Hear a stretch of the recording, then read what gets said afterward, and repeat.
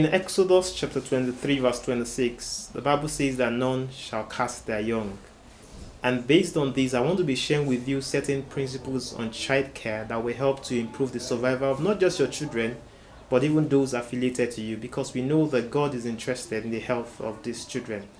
And these principles can be summarized into the acronym GOBIFF, which was derived by the WHO to improve child survival strategies.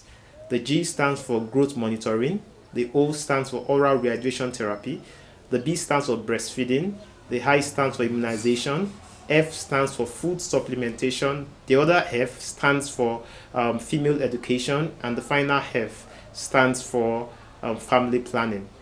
This strategy will help you to improve the health of your child. So let's talk about growth monitoring. Most children all over the world die from malnutrition. In fact, it's said that 1 in 2 child's death is as a result of malnutrition.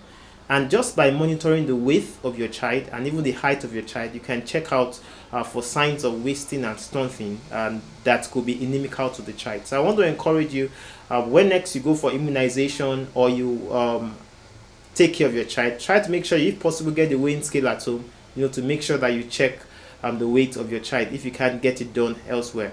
The second thing that is very important is the O, which stands for oral rehydration therapy. Thousands of children die worldwide due to diarrhea, and what most parents don't know that it's not the diarrhea infection itself that kills them, but the fact that they are losing a lot of water. And that's why WHO recommends the oral rehydration therapy when children have diarrhea. So even as you plan to take to the nearest health facility, make sure you learn to prepare that solution so that when they have diarrhea, you can give it to them, and also make sure that you take them for care as early as possible. The third thing that is very important is breastfeeding. Breastfeeding is extremely important for the child because when newborns are born, the breast milk contains almost all the required nutrients that they will need for the first 6 months. And this is why we recommend exclusive breastfeeding for the mothers of children that want their child to be healthy. Breastfeeding has many advantages. Aside from the fact that it contains all the nutrients the child needs, it's also the cheapest form of milk for the mother. So once the mother eats well, she produces adequate milk. It also helps the woman's body to return to the pre-pregnancy state because it encourages contraction of the uterus. And it's also noted that breastfed children actually grow adequately, and they're usually more healthy. They have less allergies and less infections. So please, let's encourage as many mothers as possible to give exclusive breastfeeding. The next thing, the I, stands for immunization.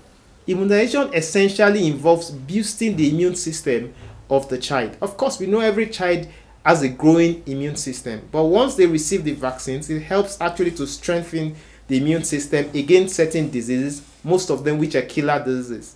Actually, one of the first immunizations the child receives is actually from the mother, because the mother actually shares antibodies through the breast milk. But there are certain other vaccines that can be given to actually eradicate some disease from the community and from these children.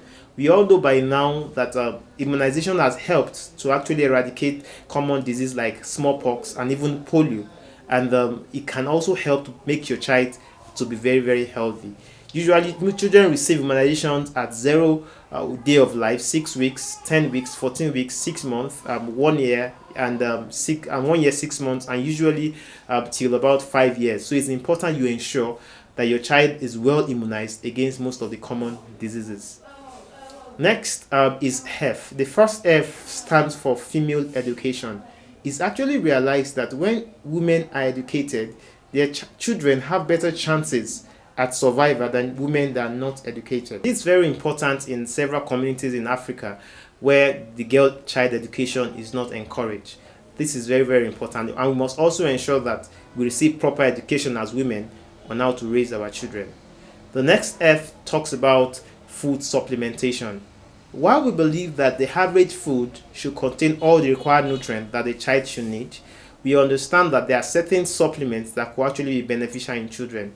And this is why most of the time when children have diarrhea, we encourage them to take ORS plus zinc, because we know that zinc helps to make the diarrhea heal faster, and it's also helpful to the children. This is also why we give children vitamin A at 6 months of life, 12 months of life, 1.5 months, and even subsequently, because this also can help in prevention of diseases like measles and several other diseases. So it's food supplementation, actually it's very good in children.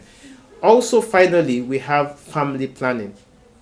This is extremely important because control of the number of children, good child spacing, and control of the number of children a family has helps in the better care of the child. It helps the father to be able to plan with the limited resources on how to take care of each of his children.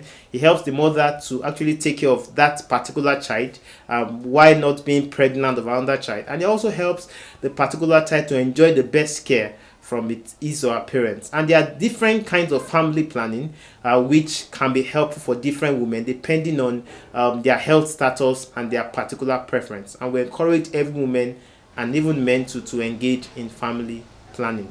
I'm sure with all this we would have been able to raise children that are healthy, and we're going to reduce mortalities and morbidities among our children.